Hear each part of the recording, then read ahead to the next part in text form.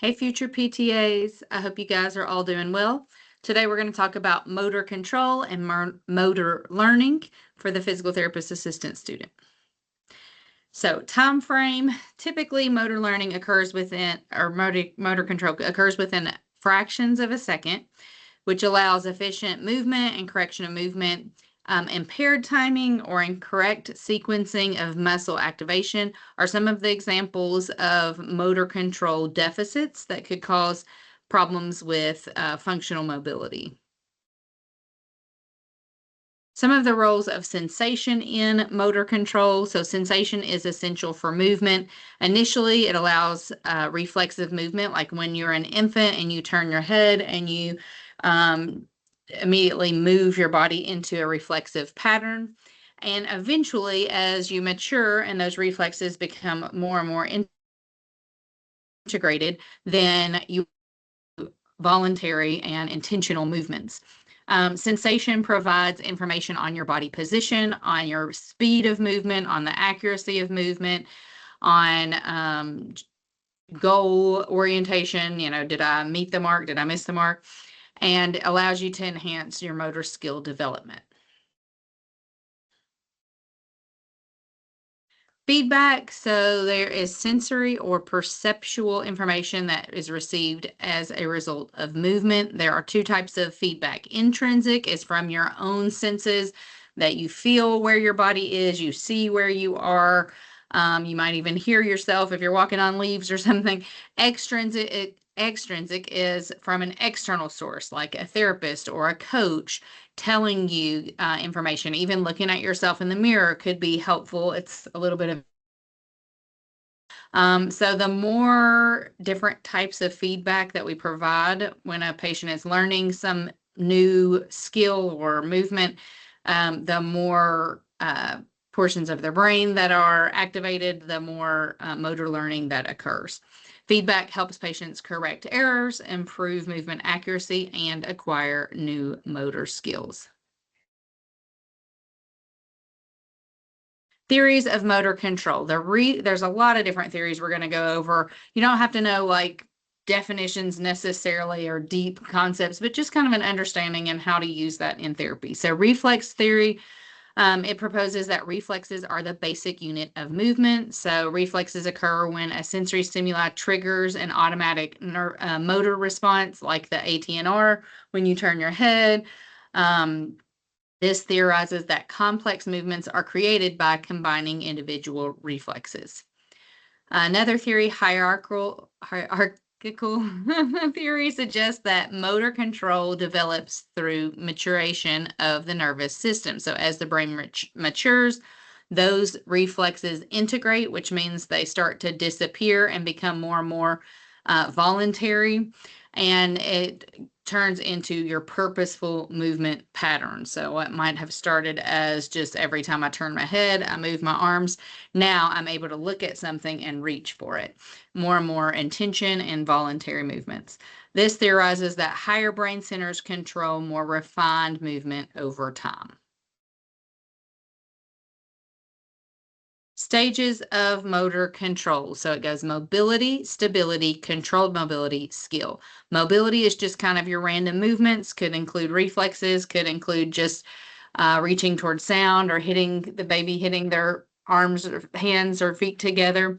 Stability is once they're able to maintain a steady position. So whether it's head control and they're able to keep their head up in different positions against gravity, or core control and they're able to be up on all fours and not collapse, or sitting, any of that would be stability. Then controlled mobility is when they start to move on a stable surface, such as on quadruped and they're rocking. So they're on all fours and they're kind of moving a little bit, but they may or may not be able to free a hand to start to crawl or to grab an object.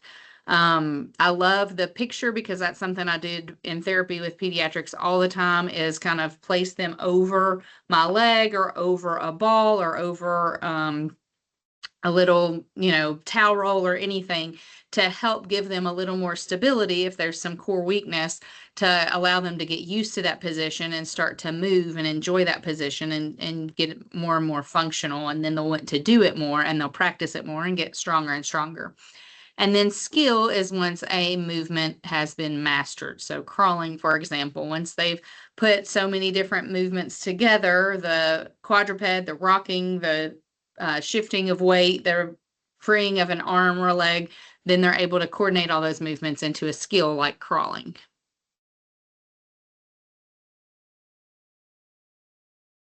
Development of postural control. So several different reactions help you develop postural control. Writing reaction is basically your ability to keep your eyes even with the horizon. So as you move in space, your head is able to stay in line with the horizon. So it's an automatic postural response to orient your head and body in space.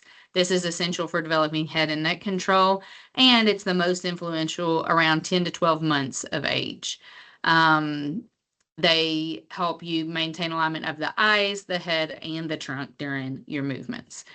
Protective reactions, so these are automatic movements. It's of the extremities, typically into extension in response to a rapid loss of balance or a rapid displacement of your body in order to help prevent falls or injury. So typically it's extension of the arms and legs to try and catch yourself. It develops in a predictable sequence and involves primarily extension. Equilibrium reactions, these are advanced postural reactions that help you maintain your balance, and they also develop in a sequence. So typically we see infants develop strength or movement in prone, then supine, then sitting, quadruped, and then standing. So it's kind of a typical developmental sequence. Motor program model of motor control. So movements are controlled by pre-planned neural commands or motor programs. This model suggests that brains store internal representations of movement to allow for quick and efficient actions. So it's like a map inside your brain. And it also talks about central pattern generators or CPGs. These are neural circuits within the spinal cord that help produce repetitive movements like walking. So the types of movements that once they become more automatic, you don't put any thought into them. You just do them while you're doing something else, walk while you talk or while you write or read or study. And because it's at the level of the spinal cord. So the central pattern generators are the things that the circuits that allow you to do those at the level of the spinal cord versus going all the way to your brain and using a lot of brain space. When you're first learning a movement, it has to be in the cerebrum. You're having to think about it and concentrate and focus. And then once it becomes more automatic, it's more at the level of the spinal cord. Systems model of motor control. So this theorizes that movement is controlled by multiple body systems working together. Which systems involved depends on the complexity and the goals of the task. Some of the systems that could be involved are like the musculoskeletal, the cardiovascular, the pulmonary, the nervous system. They all work together for movements. Feedback is essential for our motor control. Closed loop control it uses sensory feedback during movements to detect and correct errors. And then open loop control is used for rapid movements that occur too quickly for the feedback to influence the action, such as throwing a baseball or doing a back handspring or something like that, that you may be able to think and process it before or after, but while you're doing it, it's such a fast movement that you can't, in the middle of the air, correct what you just did. You can think back on it and say, oh, my arm was positioned this way, or I didn't jump high enough, but you have to kind of process it before and after because it happens too fast. That's more of an open loop versus closed loop could be something like you're reaching for a cup, and while you're doing it, you're noticing, oh, I'm a little too much to the right. Let me move over and correct the movement while I'm doing it. This model explains the adaptability and variability of movement in different environments and situations. Components of the postural control system. So limits of stability, it's basically your ability to lean your center of mass outside of your base of support without losing balance. So it's how far you can lean before you fall or before you have to step and change your base of support. Sensory organization, your ability to integrate the balance systems of the body to detect body position. So remember, we have three balance systems, the input from your visual system, your vestibular system, and then your somatosensory system, which is like the muscles in your leg and that feedback. All that works together to keep you balanced. Eye head stabilization is the ability to maintain a stable visual image while you are moving. So it helps you orient your head in space. Musculoskeletal system, you all have been learning about that forever, but just to define it, it's the body's structural and mechanical components, such as the joints, the bones, the muscles, the tendons.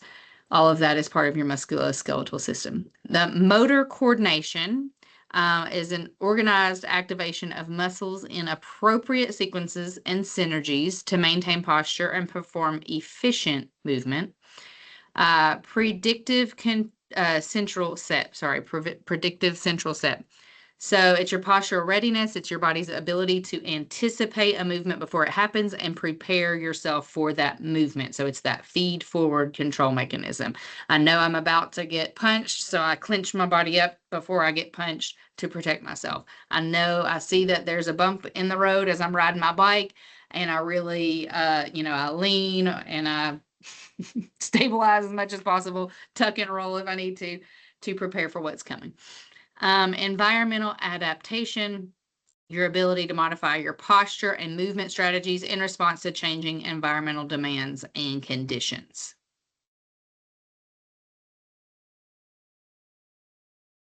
Nasher's model of postural control in standing. So this just describes your three common strategies used to maintain balance during static standing, or what the book calls quiet standing. So not when you're moving, but when you're still. The ankle strategy. So essentially when you're standing still, the ankles are constantly doing small adjustments to keep you upright. The hip strategy is more of a big adjustment to a big perturbation or a big loss of balance. Such as if you were standing on a bus or a moving sidewalk or something and it came to a sudden stop, you would lean in order to stay upright and not fall down. Stepping strategy, when there is a large enough perturbation or force that is pushing your center of mass outside of your base of support, you have to actually step and change your base of support in order to keep from falling. So if somebody just came up, you were just standing there with your eyes closed and somebody bumped into you really quick, you might have to step to catch yourself. Issues related to motor control. So the top-down or distributed control, this movement results from coordinated activity of multiple nervous system structures. I'm sorry, there's a weird spacing there. I don't know why. Interacting with your patient's goals, task demands, and environment. Top-down, so it's coordination and it's coming from the brain down. So you're trying to do something, and while you're trying to do it, your brain is saying, oh, you've almost got it, or you need to kind of adjust this way, and you're kind of taking in input from the environment and from your expected outcome to put it all together to create to achieve a goal, to do what you're wanting to do. Degrees of freedom, it's the number of independent movement options available within the body's joints, muscles, and movement systems. Optimization principle, the motor system selects the most efficient movement strategy from many different possible options to successfully complete a task. And this little picture down at the bottom is kind of going to this degree of freedom. The more ball and socket joints have the most degrees of freedom. The more congruent a joint is, like the knee, has the least degrees of freedom. So this should all be review for you from other classes, just kind of putting it together in a neuro setting. Age-related changes in postural and motor control. So movement is essential for motor development. Posture serves many functions, including preparing you for movement, maintaining stability during your movement, and then reacting to disturbances of movement, like loss of balance, to maintain control and not fall. So you're preparing for movement are called anticipatory control, and then reacting to movement is called reactive control. If somebody has a lack of postural and movement variability, like a child as they're developing, it indicates a developmental concern. So there might be a developmental delay or something like that. Sitting balance develops progressively. So trunk control emerges from the head to the pelvis, a top-down control. So that's the normal progression. Typically, babies will get head control first and then trunk control, and they might get more stability at their shoulders and be able to reach and grab objects before they get enough stability at the hips to be able to stand and walk. Anticipatory postural adjustments improve as a child matures or gains experience. Standing balance matures gradually, with reactive and anticipatory postural control continuing to improve all the way till age 10 to 12. So even if a child starts walking around age 1, they're continuing to develop and grow and mature their ability to balance and do different tasks all the way until around age 12, when it's pretty much fully mature. Older adults often demonstrate increased sway and different balance strategies, which can lead to an increased fall risk. Motor learning theories, there's the Adams closed loop theory. So it emphasizes the use of sensory feedback that compares movement with internal reference of correctness, which they call perceptual trace.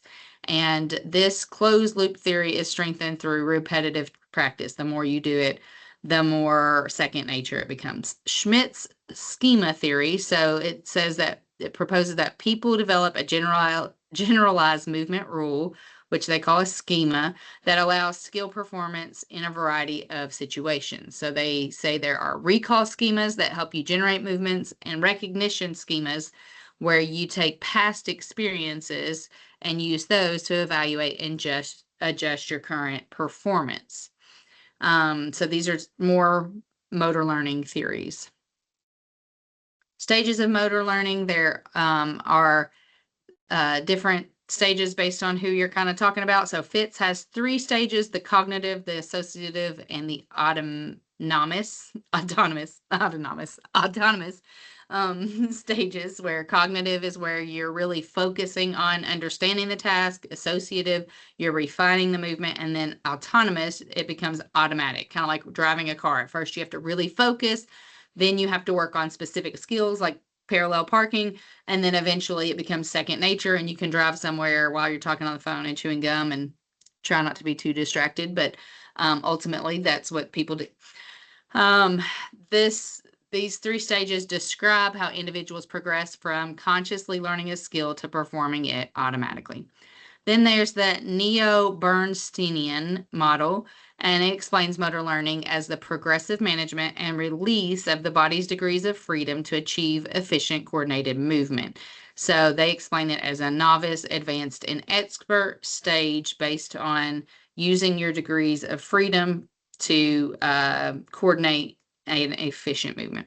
Open and closed tasks. So an open task is when you're performing a skill in a changing and unpredictable environment, and a closed task is when you are in a predictable and stable environment. Typically, when you're learning something, it's best to learn it in a closed environment, and then as you're gaining skill, to start practicing that in more of an open environment. So if you're trying to learn baseball, you might want to go and hit some balls off of a tee, and then you might want to try a pitching machine before you ever go to just another person pitching for you. That would be a lot more open, unpredictable environment. Effects of practice. So these are different types of practice. There's massed versus distributed. So massed, it's all in one. Distributed, it's in little chunks, taking breaks in between. Random versus blocked. Random would be if it's just coming at you in different forms. Blocked, it's okay, I'm practicing A and now I'm going to practice B, and it's very intentional and organized. Whole versus part. So whole would be playing a basketball game. Part would be first you practice dribbling, then you practice passing, then you practice shooting, then you practice layups or whatnot. So all of them, all of the different types of practice are important. You don't want to just choose one and only do that. You want to kind of, as somebody is progressing and learning a skill, try different types of practice and different environments to really gain mastery of that skill. Additional key points. So neuroplasticity is your nervous system's ability to change and reorganize in response to experience, learning, and injury throughout the lifespan. Growth and maturation affect your motor control. Motor skills are learned through extensive practice and problem solving. And then the practice type matters. Change your practice type to gain more skill.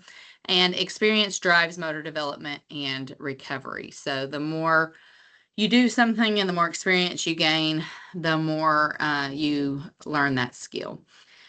Some of the ways we can use some of this in interventions are by determining the type of practice we use, by altering our type of practice as somebody gains skill. Some of the types of therapy that are common with this that would be associated with motor learning: constraint-induced movement therapy. That's typically after somebody has had a stroke.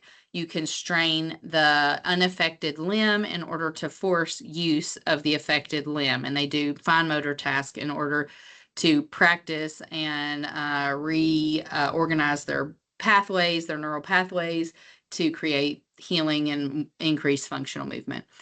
Partial body weight treadmill training. So being able to learn and your brain be able to process the movement without having that full demand on your muscles. So oftentimes the person will be wearing braces and have that body weight supported treadmill as a therapist is kind of moving their legs through the walking, the gait pattern, the normal gait pattern, and they're starting to learn that over and over, and then you, over time, decrease the amount that the treadmill is helping or that the supportive devices are supporting. And then functional movement assessment, just watching somebody do their sports movement or run or walk even, and then providing feedback on how to do that in a more effective way. So that is all for our motor learning today, and I will see you in the next lecture.